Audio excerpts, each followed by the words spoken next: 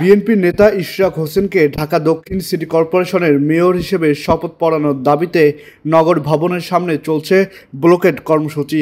ষষ্ঠ দিনের মতো বিক্ষোভ করছেন তার কর্মী সমর্থকরা। মঙ্গলবার 20 মে সকাল থেকে নগর ভবনের সামনে জড়ো হন নেতাকর্মীরা।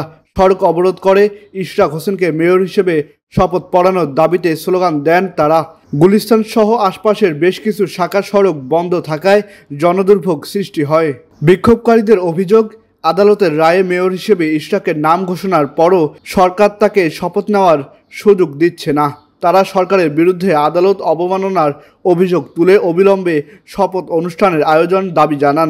একই সঙ্গে তারা স্থানীয় সরকার উপদেষ্টা আসিফ মাহমুদের পদত্যাগ দাবি করেন। এ বিষয়ে উপদেষ্টা আসিফ মাহমুদ বলেন, বিষয়টি এখনও উচ্চ আদালতে বিচারাধীন। আদালতের চূড়ান্ত সিদ্ধান্ত না আসা পর্যন্ত শপথের ব্যবস্থা নেওয়া সম্ভব নয়। গত 27 মার্চ ইশরাককে মেয়র ঘোষণা করে রায় দেন ঢাকার প্রথম যুগ্ম জেলা জজ ও নির্বাচনী ট্রাইব্যুনাল।